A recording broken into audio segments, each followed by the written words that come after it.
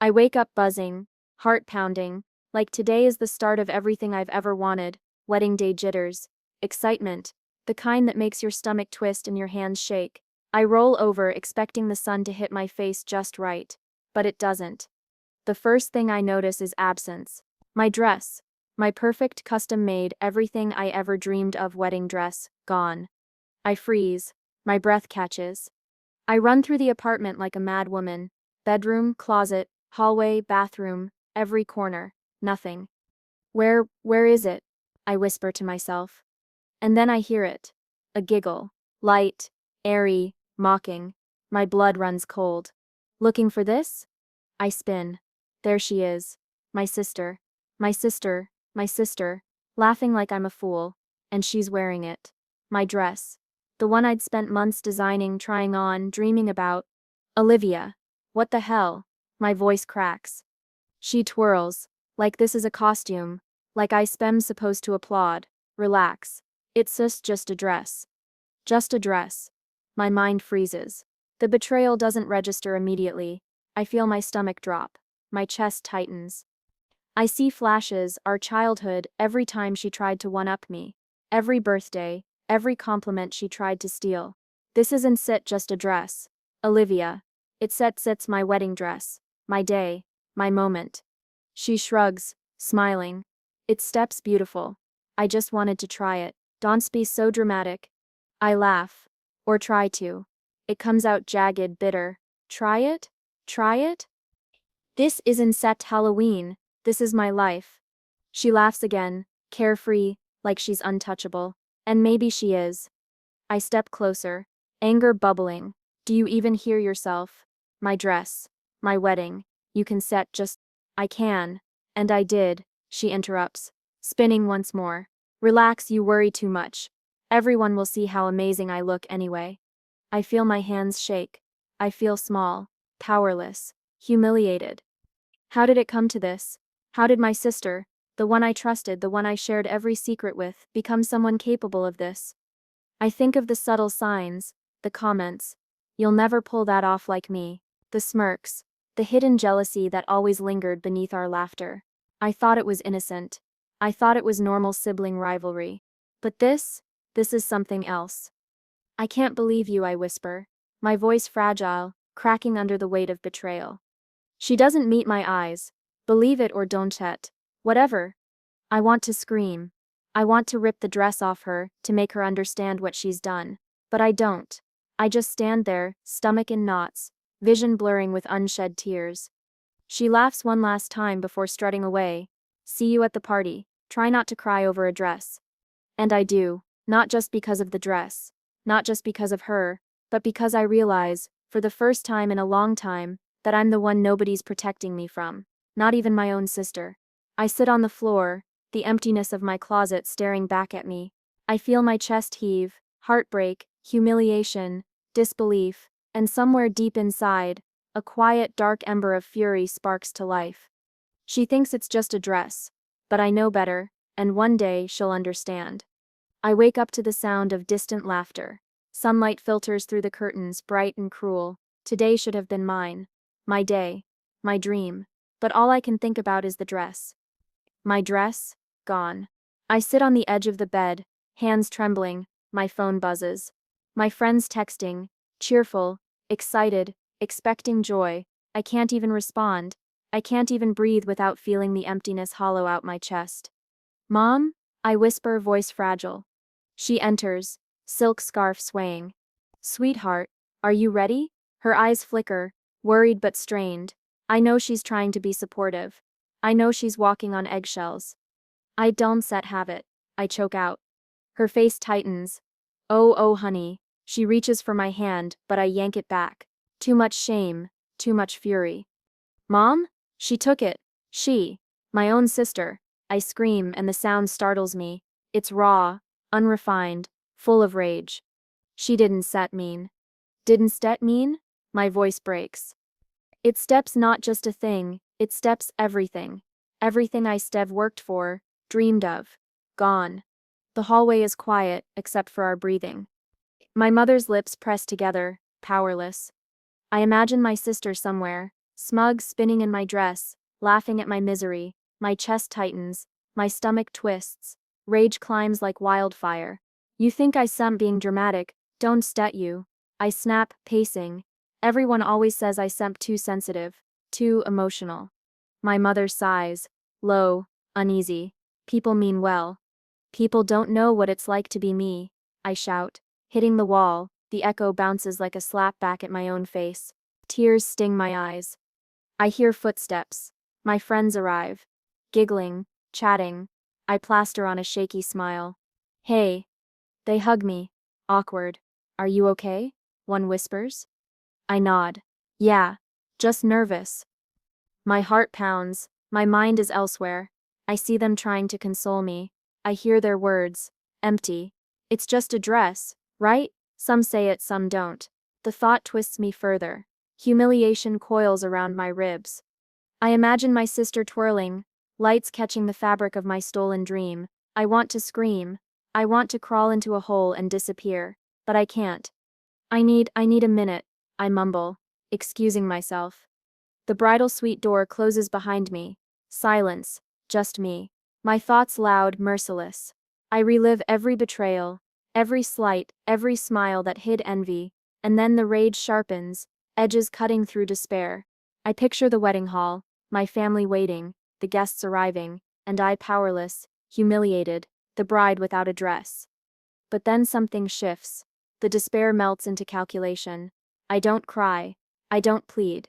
I imagine her, gloating, thinking she's won, and I think she hasn't seen anything yet. I pace. My mind races. Revenge, silent but precise. Not tears, not begging. Control, power, karma, every betrayal she's ever inflicted, every smug comment, every hidden jealousy. I catalog it all. I look in the mirror. My reflection is pale, eyes rimmed with red, lips trembling, but I don't see weakness anymore. I see fire. I see a plan forming. You think this breaks me? I murmur, voice low, dark. You think I still crumble. You think I still small, but I still not. I sit down, breathing deeply. Rage pulses through me, strong and steady now. I will take this back. Not today, but soon. She will regret this. Outside, laughter floats from the hall. My mother calls softly, "Are you ready?" I force a smile, shaky, but sharp. Almost, I say. Inside I'm storming, plotting, sharpening every thought into a weapon. My sister thinks she won. She has no idea what's coming. I picture the moment, the first glance, the first gasp, when everyone sees what she's done, and what I do in return. A quiet smile curls on my lips. I clutch the edge of the vanity. Power hums through me. I'm alive. I'm dangerous. I'm ready. And somewhere deep inside, a single thought echoes, chilling and precise. She will pay. I can't stop thinking about the dress. My dress, every stitch, every bead, every detail, my sister destroyed or flaunted like it was a toy. I pace the apartment, phone in hand, waiting for someone to tell me this nightmare has an end. The lawyer's office smells like polished wood and faint coffee. He gestures for me to sit. So, let's break this down, he says, flipping through notes. Calm, methodical, too calm. I clutch my purse like a lifeline. You think there's a case? My voice is trembling. Part hope, part disbelief. He looks at me, serious. Yes. What she did is in Smet just cruel. It's Smet's legally actionable. I laugh. A short, bitter laugh. Legally actionable. She wore my dress. That sep's insane. It sep's a dress, not a car. He doesn't sit flinch. It sep's bespoke. Custom. You spent thousands. She knowingly deprived you of the product and experience you paid for. Insurance, contracts, intellectual property. There's sep's a trail. My heart jumps. My mind spins. Could I actually take her to court? You mean I could make her pay? Yes. Civil suit, claims for damages, emotional distress, humiliation. You have grounds. I can't breathe. The walls feel tighter. My chest pounds like a drum of war. I remember the wedding, the faces of friends, family, strangers, all watching, all knowing, laughing silently at my disaster. I don't know if I can do it, I whisper. Morality tugs at me. Guilt coils in my stomach. Is it petty? Taking my sister to court. The lawyer leans back, folding his hands. Petty? Maybe. But it's seps also just usurpture asserting your rights. Standing up for yourself. She humiliated you publicly. This isn't sept about revenge. It's seps about accountability. I bite my lip. Images flash through my mind. Her smug smile, her laughter, the way she thought she had won. And suddenly, a thrill shoots through me. Not anger, not despair, power, real power. I can do this, I murmur. I can make her regret. My voice falters, then steadies. I can make her understand. The lawyer nods, and the beauty of civil law precision. Cold, calculated, no screaming, no crying, just facts, evidence, and consequences. My mind races, every detail, every photograph of the dress, the invoice, conversations, her texts, her comments, I catalog it all. My hurt becomes fuel, my rage becomes strategy. You see, you don't need to confront her directly, he continues. You can let the law speak for you. It sups cleaner, stronger. I smile faintly. The smile is dark, deliberate, cleaner, stronger, perfect. My pulse quickens. But then doubt seeps in. Is it right? I mean morally? Family? He shrugs. Families betray, that sips life. Justice doesn't wait for sentimentality. I laugh again. This one quieter, sharper. Betrayal. Exactly. That seps what it is.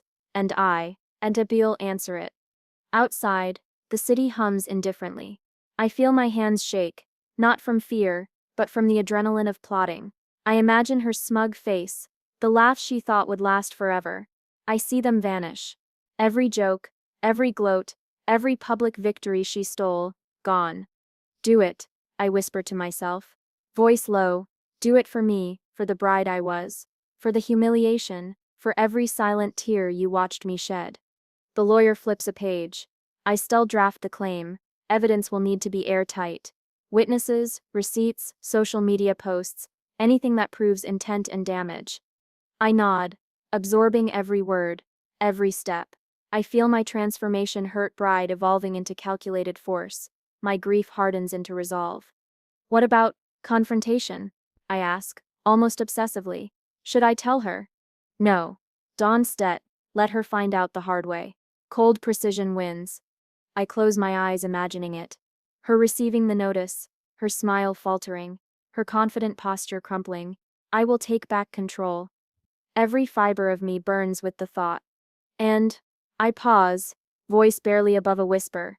I shall do it without begging, without pleading, just consequences. She humiliated me publicly. Now it steps my turn, but on my terms. The lawyer nods, approving the fire in my eyes. Exactly, strategy, patience, precision, that sips your edge. I leave the office feeling lighter, sharper. The rage is still there, but now it's organized. Measured, empowering. I walk down the street, plodding, steps purposeful, mind ruthless. I think of her, somewhere, probably laughing about her little victory. I smile faintly. Cold, controlled. Enjoy it while it lasts, I murmur. Because the next time, the tables will turn. And for the first time since the wedding, I feel alive, not a victim, not powerless, not broken. I am danger wrapped in silk and calm calculation. The legal path is my weapon. My revenge doesn't scream, it speaks quietly, sharply, and inevitably. She may have thought she won, she hasn't seen anything yet. I watch her on social media. My sister, laughing, twirling, wearing my dress like it's hers. Every post, every story, every tag, it's a dagger twisted slowly in my chest.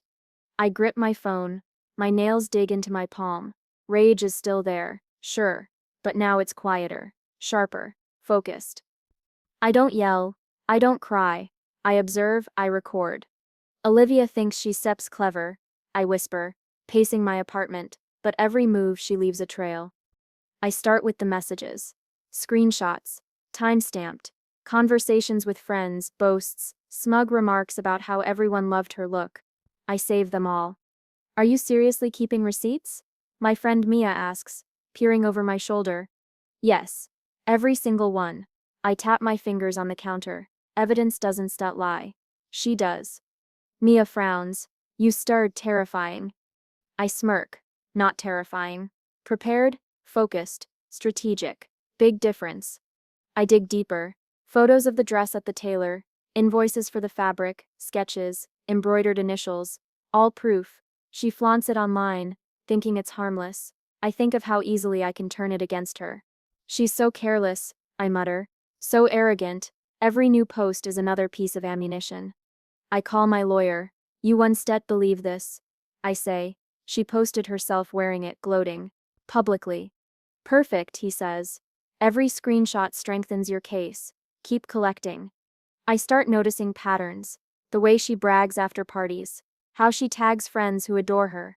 The times she leaves her phone unattended. Every slip, every careless moment. It all builds the story. I begin compiling witnesses. Friends who were at the bridal shop. Staff at the tailor. My own bridesmaids. People who saw her sneer while wearing my dress. Who know it wasn't hers to wear. Do you think anyone would talk? I ask Mia, voice low. They want to. They just needed someone brave enough to ask, she whispers. I smile. Brave isn't the word. Ruthless might be closer. Days pass. I move like a shadow.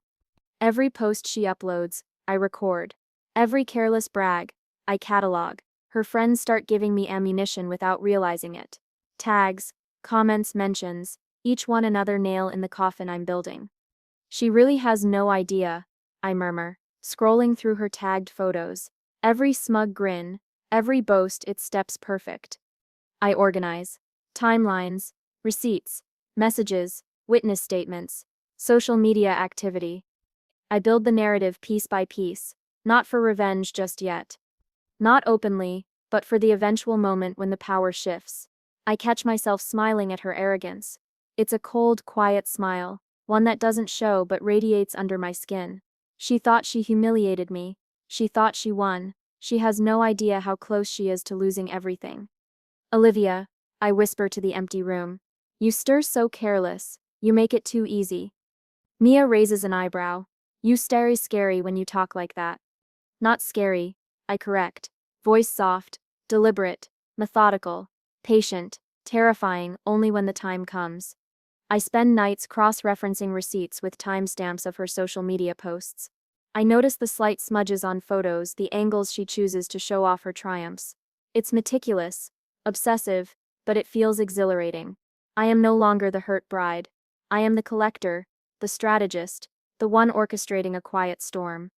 I practice my voice, calm, measured. In court, I will not cry. I will not plead. Every fact, every image, every witness will speak louder than my emotions. I think of her smug face again, that fleeting moment she thought she could humiliate me publicly.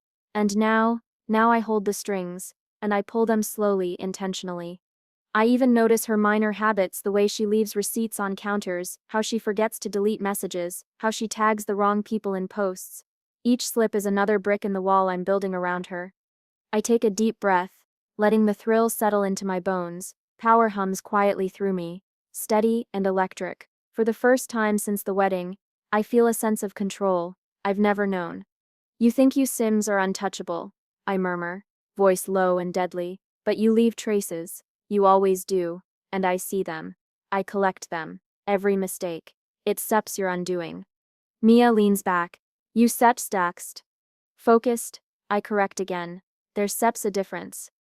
I close my laptop, eyes lingering on the screen. All the evidence, all the patterns, all the witnesses, it's all there. I am ready. Not yet to strike, but ready. The slow burn of revenge is satisfying, controlled, delicious. I imagine the day I confront her, not screaming, not pleading, just cold, precise, undeniable truth, staring her in the face. The humiliation she tried to inflict on me, returned with interest. She will not see it coming. She will not see it until it's too late. And that is the most satisfying part of all. For now I gather, I watch, I plan, I wait. I am no longer the bride she humiliated. I am the storm she never anticipated. I find her at the cafe, latte in hand, scrolling on her phone, completely oblivious. that smug little smirk, like she's still won. I sit across from her, carefully placing my purse on the table, calm, collected, ice in my veins. Olivia, I say, voice soft, deliberate. We need to talk. She looks up, surprised, then laughs. Oh, this should be good. What's wrong? Did the wedding trauma finally catch up to you? I smile faintly, calm, controlled. No, I'm fine. Pause. Actually, I've never been better. Her laughter falters. Just a little. I notice it. I lean forward. Funny, I continue. I was thinking about the dress. The one you borrowed. She chuckles nervously, flipping her hair. Borrowed? Oh, come on. It's just a dress. You're dramatic as always. I sip my coffee slowly, savoring the tension. Dramatic? Maybe? Or maybe I just know exactly what's been happening behind my back. Her smirk tightens. What are you talking about? I lean back, letting my words hang in the air. I've seen your posts, your messages, every brag, every careless slip. I know what you did, and I also know that actions have consequences. She laughs again, a little louder this time, trying to mask unease. Consequences? Really? You start threatening me. I tilt my head, voice low, icy, not threatening, observing and calculating. Yuseb underestimated me for far too long. Her smile falters, her fingers tap nervously on the table. Calculating. Like what? You're joking. I shake my head slowly. No, not joking. Every slip. Every friend who accidentally gave me proof. I pause. Let her feel it. Not crying anymore. Not pleading. Not powerless. And you not untouchable. Her eyes widen slightly. You can stet. I would, I say softly, leaning closer. And I can. But I don't have to make a scene. I don't need to yell. I don't need to beg. I let the evidence speak for itself. Cold, precise, undeniable. She shifts in her seat, unease creeping over her face. The smirk is gone, replaced by something sharp, fear maybe, just a flicker, but enough. You say bluffing, she says, voice tight. Pear sits, no way you fell. I raise a hand, cutting her off. No bluff, and I don't need to prove anything right now. I just need you to understand something. Pause. The game has changed. I am no longer the victim. You can feel that can set you. Her jaw tightens. What do you want from me? I tilt my head, eyes icy, calm, respect or caution. You pick, because either way you are going to think twice before underestimating me again. Silence falls. I let it linger. The tension is thick, almost tangible. She fidgets, biting her lip, trying to reclaim composure, failing. Finally she laughs nervously. Wow, Yuseb really changed. I didn't know you had it in you. I didn't either, I admit softly. Not until I had to. Her phone buzzes. She glances at it, visibly shaken. I notice the little panic behind her eyes. Victory tastes sweet, quiet, but intoxicating. You are scary, she mutters. I smile faintly, focused, not scary, but yes, I am dangerous if provoked me. Her lips part but no words come.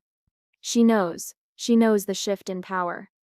The tables have turned. I see it in her posture, her faltering smile, the twitch in her hand. I rise, gathering my things. Remember this moment, Olivia, because it's the first time You've realized you're not untouchable. And I am not powerless. She watches me leave, silent, defeated. The smugness is gone. Just a trace of doubt, a shadow of fear. I can almost hear the gears turning in her head, trying to figure out what just happened. And I walk out of that cafe, feeling light, lethal, untouchable in a way I never have before. I am no longer the bride who cried. I am the strategist, the storm she didn't see coming. Every step echoes with the promise. I know, I'm ready. And you will regret underestimating me. I walk into the courthouse and feel every eye on me. The room is hushed, polished, cold, but I'm not nervous. Not anymore. I'm electric, focused, controlled. I'm wearing her dress. My wedding dress, altered to fit me perfectly. I can feel the threads, the fabric, the weight of it, all my years of heartbreak, humiliation, and careful plotting woven into every seam. Her eyes find me instantly. Wide. Shocked. The smirk is gone. Fear flickers there. Brief but undeniable. You what? She whispers, voice trembling. I smile faintly. Cold, deliberate. Surprise. Did you really think I show up powerless? The courtroom murmurs. My lawyer smirks from the side. Confident. The judge raises an eyebrow, intrigued by the audacity. I take my seat, posture perfect, head high, letting the silence do the work. Your Honor, my lawyer begins. Voice smooth, commanding. We are here today regarding the unauthorized use and public display of a custom garment belonging to my client, Miss Harper. I lean back slightly, eyes locked on my sister. Every movement, every breath, every twitch is a revelation of her guilt. She took my dress, I say, calm, measured, my wedding dress. Without permission, she paraded it publicly, humiliated me, and thought she could get away with it. Her lips part, but no words come. She shifts in her seat, uncomfortable. The courtroom is still, every eye on us, every heartbeat amplified. Objection. She finally stammers, voice shaking. It steps just I didn't stet. I cut her off, voice steady, resonant. Just a dress? You've reduced my grief, my humiliation, my life into a word you barely understand. The judge leans forward, eyes narrowing. Miss Carter, he says, voice calm but firm. You may respond but briefly. She swallows hard. I didn't know it would. You didn't know? I echo, voice low, icy. You didn't know that stealing someone's dream, their moment, their memory is wrong. My hands press into the arms of the chair, deliberate, composed. You didn't know because you've never had to face consequences before. The courtroom shifts. I feel it. The tension is palpable. My friends in the audience watch with wide eyes, some nodding, some silently cheering. My mother grips my hand, proud but tense. I glance down at the dress. Every bead, every stitch, perfect, mine, symbolic, poetic, and now, a weapon. My lawyer presents evidence. Screenshots, receipts, social media posts, witness statements, every thread of proof we painstakingly gathered. Each piece cuts through her defenses, exposing arrogance and carelessness. She tries to interject, to laugh, to charm, but it's futile. Each attempt falters under the weight of undeniable facts. I watch her, her face tightening with every revelation. I imagine the smug girl she used to be gone, replaced with panic, the realization that she underestimated me. She thought she could humiliate me publicly, I murmur, voice barely audible, almost to myself. She didn't realize the tables turned silently, precisely, coldly. The judge gestures for order. Miss Harper, please continue with your statement. I straighten. Your Honor, this is not about anger, not about revenge. It's steps about justice, respect, and accountability. What she thought was a minor act, stealing, flaunting, humiliating, is a pattern, one that must have consequences. My sister shifts again. I notice the trembling in her hands, the avoidance of my gaze. Every gesture screams guilt. Every breath whispers regret. You see, I continue, softer now, more reflective. When someone underestimates you, when they think they can break you, it gives you power, not by screaming, not by crying, not by pleading, by standing tall, calm, and letting truth be your weapon. Her friends in the gallery exchange glances. She is unraveling in real time. I feel a quiet satisfaction, not vengeance exactly, but poetic justice. The judge nods, considering, then looks at her. Do you understand the seriousness of these claims? Yes, she mutters, barely audible. I stand slightly, just enough to feel the eyes of the room on me. The thrill is quiet, intoxicating. I am the storm she ignored, the force she thought she could escape. My lawyer lays out the damages, the humiliation, the financial cost, the emotional distress. Each point delivered with precision reinforces the narrative I've built silently over weeks. Her lips quiver. She opens her mouth, shuts it again. No words strong enough to defend her arrogance remain. I catch her eye for a fraction of a second. The smirk she wore for years, the one that haunted my memories, is gone. Fear and disbelief take its place. I feel the shift. I feel the power. I am no longer the bride she humiliated. I am the force behind the courtroom. I sit back, calm, icy. My lawyer concludes, "Justice is not about cruelty, Your Honor. It is about responsibility, and Miss Carter must face the consequences of her actions." The judge nods slowly. The court finds merit in the claims. A civil ruling will follow, including restitution and acknowledgement of wrongdoing. I exhale quietly, a soft smile brushing my lips. The room seems to hum. Victory doesn't need shouting. It is silent, undeniable, and satisfying. My sister slumps, eyes downcast. She cannot meet mine. The courtroom feels heavy with the poetic irony of it all. I glance around. Friends, family, strangers, all witness the shift in power. I feel exhilaration, calm, triumph, a quiet justice fulfilled. And as I stand to leave, head held high, I whisper to myself, this is control, this is precision, and this is the power of never underestimating someone who knows their worth. She thought she had won. She hadn't stet. I walk out, silent, composed, victorious. The storm is mine. I watch her from across the room. She's quiet now, smaller somehow. The arrogance I knew so well has crumbled into uncertainty. Her friends hover nervously, whispering. She forces a laugh, but it's brittle, hollow. I don't move, I don't speak, I don't need to. You didn't mean, she starts, voice trembling, almost pleading. I raise an eyebrow. Silence. That sip's all she gets. Her eyes dart around, catching every glance from strangers, family, acquaintances. Every judgmental gaze is a spotlight on her shame. I imagine her memories, the petty triumphs, the secret smirks, the way she thought she could overshadow me. They're all unraveling now. I just thought it would be fun, she whispers, finally the words tripping over themselves. I didn't no. Fun? I murmur, almost to myself. Fun? At my expense. Her jaw tightens. She wants an answer, some sign that she can explain, excuse, justify. But the courtroom, the public, even the walls themselves, they won't let her. I watch her stumble, her facade cracking. Every attempt to salvage dignity fails, and inside me, a quiet satisfaction blooms, not cruel, exactly, but sharp, electric. Flashbacks hit me unbidden, the childhood moments, her stealing the first place ribbon I earned, whispering to our parents that it was hers, the birthday gifts she claimed, the subtle sabotage, the envy masked as teasing. It all lines up, every petty theft, every silent cut, every shadowed smile. She's always been like this. I think, jealous, hungry for attention, desperate to outshine. And yet, even with all the hatred and cunning, even with every slight and betrayal, she's human. I see that now. I see the girl who wanted validation, the sister who needed to feel superior. I feel a pang, unexpected, strange, bitter, questioning. Does revenge heal? I wonder. Or does it just shift the pain? I feel the echo of my heartbreak from the wedding, from the humiliation, and now her regret is mine to watch.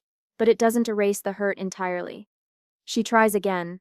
I didn't think it would go this far. I shake my head slightly, quietly amused. No words needed. Every gesture, every glance, every falter in her voice speaks louder than anything I could say. She is unraveling, publicly, irreversibly, and I don't have to act. The silence is my accomplice. The courtroom whispers fade into a hum. I see her cheeks flush, the shame rising like heat through her body. Friends avert their eyes. Family shifts uncomfortably, and still she searches mine, hoping for a flicker of mercy. I meet her gaze, calm, steady, not triumphant, exactly, but present, observing, cataloging, witnessing the consequence of choices made in arrogance and envy. Her lips tremble, she swallows. I never meant to hurt you, she admits, voice barely above a whisper. I know, I reply softly. Quiet, reflective, not venomous, just truth. It's not the apology that matters.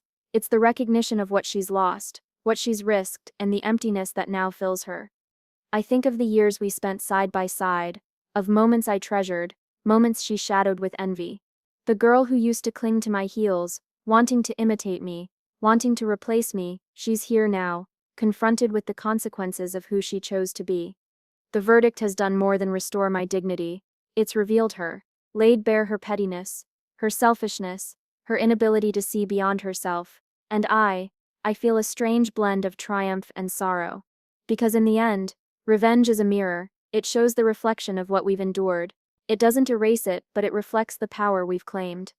She looks away, shaking, and I finally let myself exhale. No words, no grand gestures, just presence. The quiet is a balm, a reminder that control is sometimes the most exquisite form of victory. I turn slightly, glancing at the courtroom.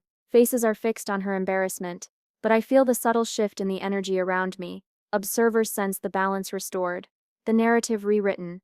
She catches my eye one last time. Vulnerable now, unsteady, and in that moment, I realize something. The satisfaction is real, but bittersweet. Revenge does not fill all gaps. It does not erase the history we share, the wounds we carry, or the sister I once loved fiercely. Yet, standing there, in quiet triumph, I know this. The pain is mine to shape now. The humiliation she tried to inflict, reversed, the lesson, delivered. And she will carry it for a long time. I lean back slightly, breathing easy, calm. My victory is quiet, my relief is tempered, and the reflection of all that transpired, the sorrow, the plotting, the meticulous revenge, rests heavy and precise, like a shadow that will never leave her. For me, there is power, clarity, and a fragile reflective peace. For her, regret, public, undeniable, and well earned. I rise, letting the silence linger. The room watches. She watches. I am done. And the balance is mine. The house is quiet now. Too quiet, except for the soft hum of the fridge and the occasional creak of the floorboards. I like it that way. Peaceful. Mine. Mom enters, holding 2 mugs of tea. She sets one in front of me, and sits across the table. "You've changed," she says softly. Her voice carries awe and something else. Regret? Relief? I can't tell. "I had to," I reply, sipping my tea. Warm, grounding. I couldn't let her keep defining me, not my wedding, not my life. She nods, eyes searching mine.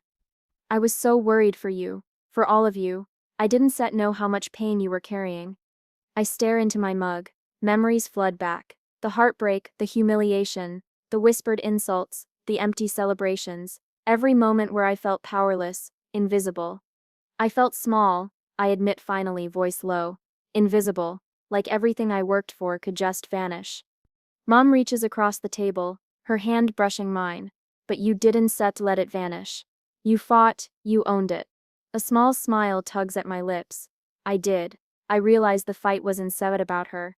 Not really, it was about me, taking back control, owning my story. The phone buzzes. A message from a friend. "Coffee later. We need a catch up. You deserve it."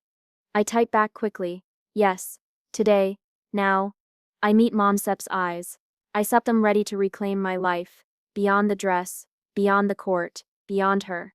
She smiles, soft and approving. "Good, because Youssef earned it." Later I meet my friends at the cafe. Hugs, laughter, normalcy. I let myself relax. Let my shoulders drop. I tell them everything. Courtroom theatrics. Her unraveling. The slow satisfaction of justice. "You were incredible," my friend says. "I can believe how calm and poised you were." I have screamed, cried, thrown the dress out the window. I laugh. A genuine one this time. I wanted her to see me win quietly. Power isn't always loud. They nod, understanding, and I realize empowerment isn't about revenge anymore. It's about reclaiming myself, my life, my choices. We linger over coffee, stories spilling between sips, and for the first time in months, I feel untethered from anger. The edge has softened. On the walk home, I notice little things: the sunlight hitting the pavement, the rhythm of my steps, the calm in my chest. These are my pieces to gather, my life to rebuild. Mom waits at the door. She smiles, hesitant but warm. "Dinner?" "Of course," I reply. And I feel it, something heavier lifting. We cook together, simple, mundane, yet the act feels significant. Shared laughter, warmth, connection. Old wounds linger, yes, but we begin to stitch them with patience and love. Later, in the quiet of my room, I reflect. The dress, the humiliation, the courtroom, they were chapters, not definitions. I am not just the girl who lost her wedding moment. I am the woman who reclaimed it, who survived, who thrived. I scroll through old photos, ones I had avoided, childhood birthdays, vacations, moments with friends. Not all memories are tainted. Some remind me of joy, resilience, and the bonds that endured. A message from my sister flashes on my phone. I pause, considering it's not an apology, not really, just a tentative, awkward attempt at connection. I delete it. Silence feels right.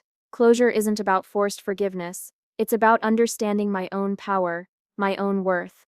I speak aloud softly, almost a mantra. My scars are proof of survival, proof of strength, not weakness. Mom peeks in, thinking. Always, I reply, and smile genuinely this time, and planning, for a future I control. She nods, approving. Good, that sip's all I want for you. I lie back on the bed, letting exhaustion and relief wash over me. Life isn't perfect. There are still fractures, still echoes of past betrayals. But for the first time, I feel the weight lifting, the pain transforming into resilience. I remember her, my sister, and the courtroom scene, not with anger, not with hatred, but with clarity. Justice had been delivered, and now I can let it go. The dress hangs in the closet, not as a trophy, not as a reminder, but as a symbol of endurance, strategy, and survival. Every bead, every stitch, a lesson in strength. Tomorrow, I will step into my life fully, unafraid. I will cherish the relationships that matter. I will guard my boundaries. I will celebrate victories, big and small. And tonight, I simply breathe. The quiet is mine, the peace is mine, the power is mine. I close my eyes, the weight is gone. And I finally feel whole.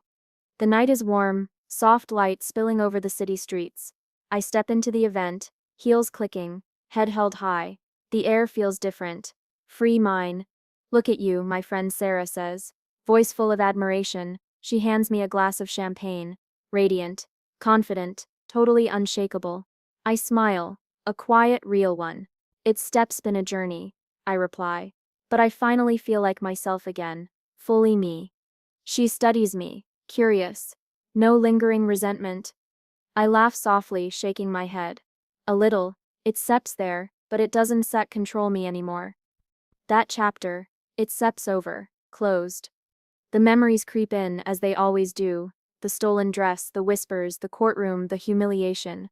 My sister's shocked face, the judge's quiet nod, the courtroom's silence. It all flashes like lightning in my mind, but it no longer tightens my chest. Instead, it fuels me.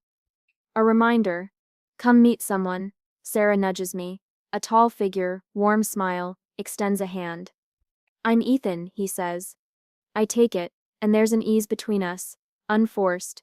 Conversation flows naturally, laughter threading through. A reminder life exists beyond betrayal, beyond past pain. There's space for new connections, new joys.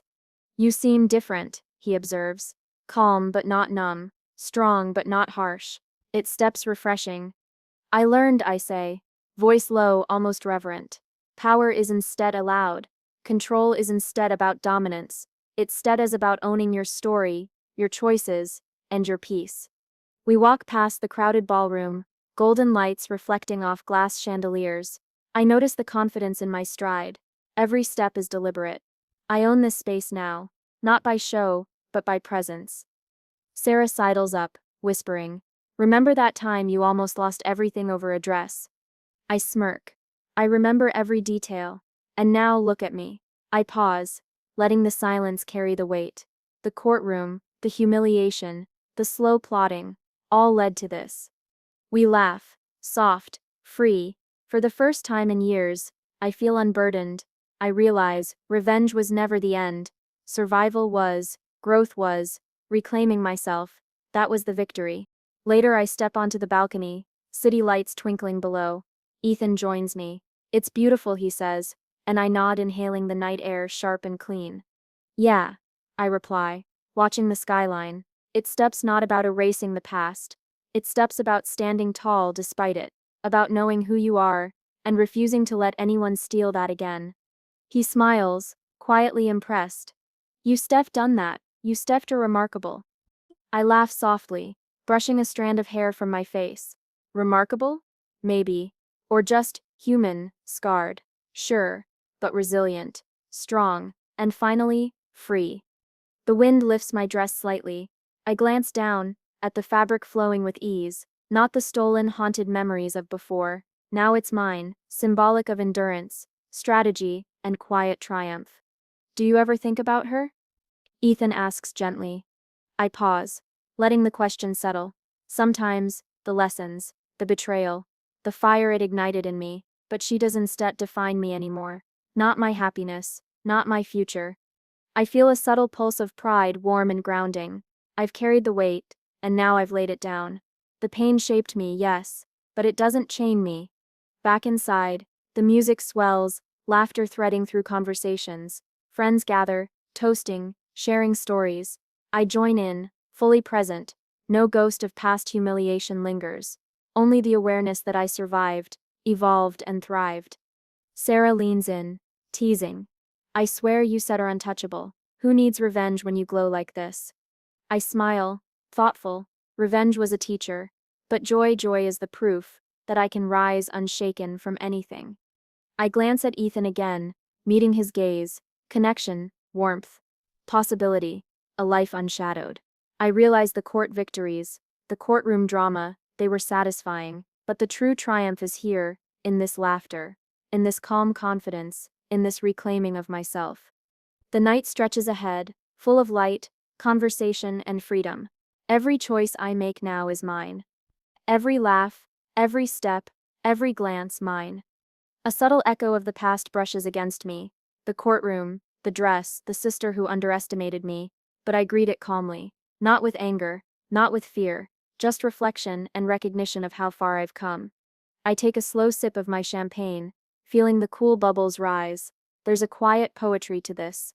The chaos, the heartbreak, the plotting, all led me here, not just to survive, but to thrive. You ready for this? Sarah asks. I nod, confident, serene. I've been ready, always, just needed to remember it myself. I laugh, light, unburdened, a sound full of victory, full of peace. The city lights shimmer below, mirrored in my eyes. I feel it deep in my chest. Quiet, unshakable joy, the kind of catharsis that isn't flashy or loud, but undeniable. For the first time, I am fully present, fully alive, fully me. And as I step back inside, mingling with laughter and music, I know this is my life now. Controlled, empowered, whole. The past is a shadow behind me. The dress, the betrayal, the courtroom, they remain as lessons, not chains. I raise my glass subtly, to the air, to the future. To beginnings, I murmur. And in that moment, I feel invincible.